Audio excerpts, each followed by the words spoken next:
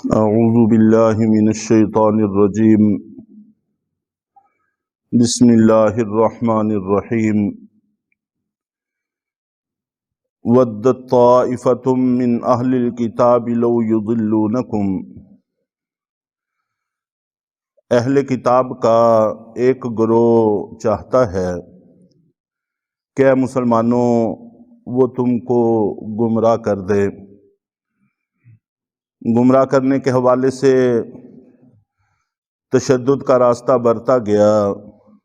جس کی کچھ تفصیلات عرض کر دی گئی تھی۔ اس کے علاوہ پوری تاریخ اسلام میں جو مکر و فریب سے کام لیے گئے اور منظم سازشیں اس حوالے سے چلائی گئیں، ہلکا سا تذکرہ اس کا بھی مناسب معلوم ہوتا ہے۔ چنانچہ امیر شکیب ارسلان یہ ملک شام کے رہنے والے تھے،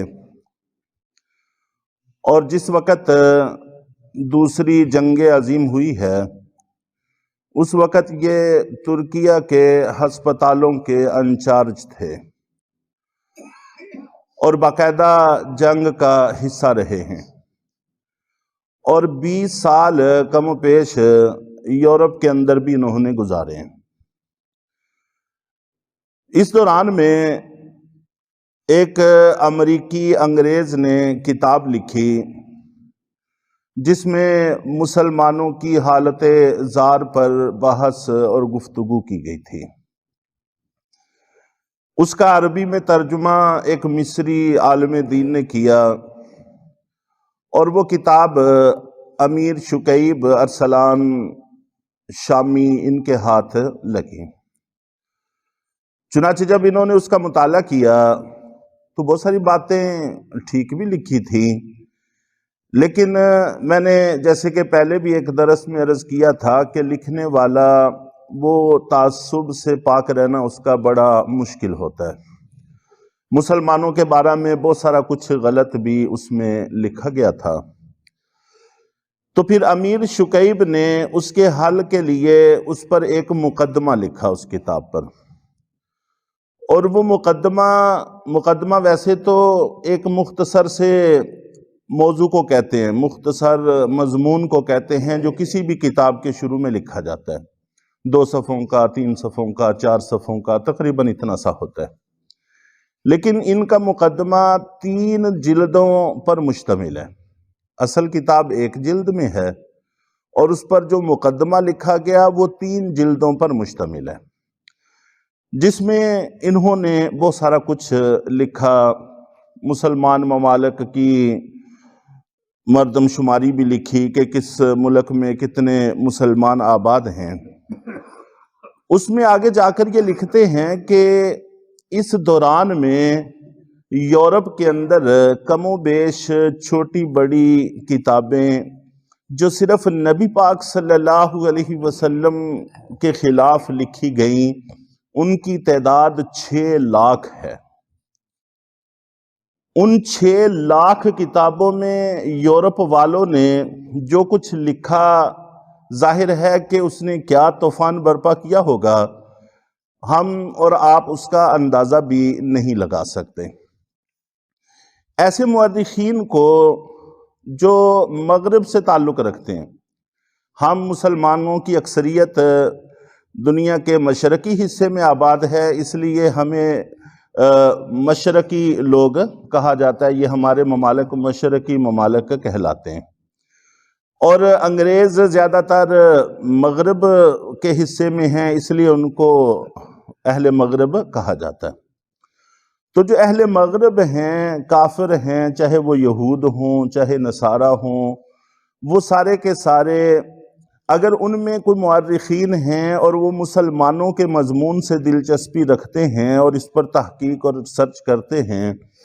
ایسے مورخین کو مستشرقین کہا جاتا ہے۔ جو انہوں نے کتابیں لکھی انہی میں سے ایک کتاب انسائکلوپیڈیا برٹانیکا بھی ہے، جس کا تذکرہ پہلے بھی ایک دفعہ میں نے کیا تھا۔ تو المیہ کی بات یہ ہے کہ اس وقت ہمارے سکول، کالج، یونیورسٹیوں کے پڑھے ہوئے کالم نگار جتنے بھی مورخین ہیں، یہ سارے کے سارے تاریخ ان کتابوں سے لیتے ہیں جو مسلمانوں کی تاریخ نہیں ہے، بلکہ مسلمانوں پر لکھے گئے تبصرے ہیں۔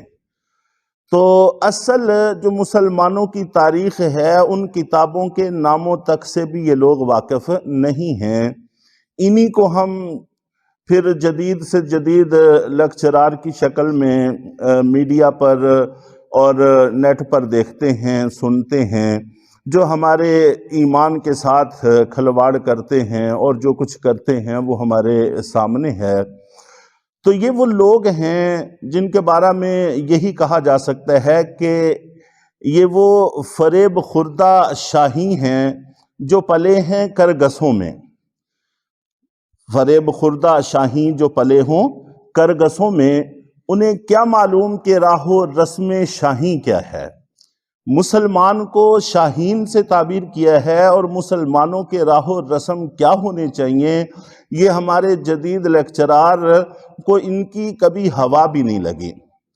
تو بہرحال ان بڑی طاقتوں میں سے جنہوں نے اسلام کے خلاف بڑی منظم سازشیں چلائیں، ان میں سے سب سے نمایاں نام برطانیہ کا ہے، جس کو برطانیہ عظمیٰ بھی کہا جاتا تھا، اور یہ وہ ملک تھا کہ جس کے اندر سورج غروب نہیں ہوتا تھا۔ اتنی بڑی سلطنت تھی کہ سورج غروب نہیں ہوتا تھا، کسی نہ کسی جگہ پر دن رہتا تھا۔ اس نے جب ہمارے سرزمین ہند پر قبضہ کیا تو یہ بھی تقریباً 200 سال پر مشتمل تاریخ ہے۔ شاہ ولی اللہ محدث دہلوی رحمۃ اللہ علیہ سے لے کر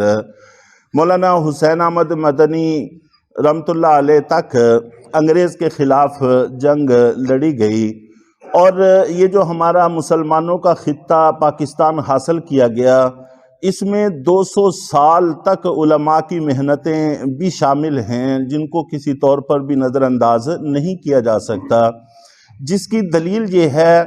کہ دونوں پاکستانوں میں جنہوں سے جھنڈے لہرائے گئے سب سے پہلے، ان کا نام علامہ شبیر احمد عثمانی رحمۃ اللہ علیہ اور علامہ ظفر احمد عثمانی رحمۃ اللہ علیہ ہیں۔ تو یہ دلیل ہے اس بات کی کہ علماء کا کس قدر کردار اس معاملے میں رہا ہے۔ ایک وقت وہ بھی آیا تھا جب 1857 کی جنگ آزادی مسلمان پورے طور پر ہار گئے تھے، تو وہ وقت بھی آیا تھا کہ مورخین لکھتے ہیں کہ کوئی درخت ایسا نہیں ملتا تھا کہ جس کے ساتھ کسی نہ کسی عالم دین کی لاش لٹکی ہوئی نہیں تھی۔ تو پورے سرزمین ہند سے چن چن کر علماء کرام کو شہید کیا گیا تھا، اور توپ کے دانوں پر باندھ کر بمب چلائے گئے تھے۔ تو یہ ساری صورتحال تاریخ کا حصہ ہے، اور یہی وہ دورانیہ تھا جس میں علماء کرام اور عوام کے اندر ایک بڑا خلا پیدا ہوا۔ تو اسی دورانیے میں جو ہندو رسمیں ہیں، غافرانہ رسمیں ہیں، رسم و رواج ہیں، جو کچھ ہم نے تہذیبیں لیں، وہ ساری کی ساری غیروں کی اسی دورانیے میں لیں۔ پھر جس وقت جنگ آزادی ہم پوری طرح ہار گئے، پھر بھی اگرچہ میدان میں جنگ جاری رہی، اس میں کوئی شک نہیں، باقاعدہ جنگیں بھی جاری رہیں اور سیاسی سطح پر بھی چلتے رہے معاملات، لیکن علماء کا ایک طبقہ پھر مدارس کی طرف متوجہ ہوا۔ انہوں نے کم و بیش 500 مدارس کی بنیاد رکھی، اور یہ وہ زمانہ تھا کہ مسلمان اس حد تک دین سے دور ہو گئے تھے کہ بہت کم صحیح سالم طالب علم مدارس کو میسر آتے تھے۔ اکثر نابینے، کوئی لنگڑے، کوئی لولے، اس طرح کے لوگ مدارس کو دیے جاتے تھے، اور پھر ان کے لیے بھی مسئلہ یہ تھا کہ کھانے کا انتظام خود کریں اور یہاں صرف تعلیم ہوگی، اور رفتہ رفتہ پھر محلوں سے کھانا مانگ کر گزارا کیا جانے لگا۔ اور پھر یہ تو بہت قریب کا وقت ہے کہ جب باعزت طریقے سے مدارس کے اندر کھانا پکنے لگا اور ہمارا نظام کچھ کسی حد تک بہتر ہوا۔ وہ زمانہ تو ہم نے خود بھی دیکھا ہوا ہے، ہمارے طالب علمی کے شروع کے زمانے میں پسی ہوئی سرخ مرچ اور نمک کو پانی میں گھول کر اس سے روٹی ہم کھاتے رہے ہیں، یہ زمانہ ہمیں اچھی طرح سے یاد ہے۔ اور آپ نے شاید کبھی مولی کا سالن نہیں کھایا ہوگا، اور ہم نے مولی اکھاڑ کے اس کو دھو کے اس کو بغیر چھیلے بغیر پتے اتارے کتر کر اس کا سالن پکا ہوا جو سفید اور سبز رنگ پر مشتمل ہوتا تھا اس کے ساتھ کھانا کھایا ہے، اور سال ہا سال تک کھایا ہے۔ وہ زمانہ ہمیں بھی یاد ہے، تو ہم سے پچھلوں کے ہاتھ کے ساتھ کیا کچھ گزرا وہ اس سے اندازہ لگایا جا سکتا ہے۔ تو اس پر بھی سوائے اس کے اور کیا کہا جا سکتا ہے کہ اپنوں کی سادگی بھی دیکھ اور غیروں کی عیاری بھی، غیروں نے اسلام کے ساتھ کیا کیا کھلواڑ کیے اور اپنوں نے کس حد تک آنکھیں بند کیے رکھیں، اور آج بھی علماء پر تبصرہ کرتے ہوئے ہمیں ذرا محسوس نہیں ہوتا کہ ہم کیا کہہ رہے ہیں۔ صرف دین کا شعبہ علماء کے پاس ہے تو دنیا بھر سے لوگ علماء کے پاس مسئلہ پوچھنے آتے ہیں، کوئی ایک بھی واقعہ ایسا نہیں دکھایا جا سکتا کہ یہاں سے کوئی مسئلہ پوچھنے دوسرے ملک گیا ہو، ضرورت ہی نہیں۔ اس کے علاوہ بے شمار شعبہ جات ہیں جن کے جنازے نکال کے رکھ دیے ہیں، اور جتنا بگاڑ ہمارے باقی شعبوں میں ہے وہ سارے یونیورسٹیوں کالجوں اور ان کے ہاتھوں برباد ہوئے ہیں۔ تو بہرحال تاریخ اسلام میں جو کچھ اسلام کے ساتھ کھلواڑ ہوتا رہا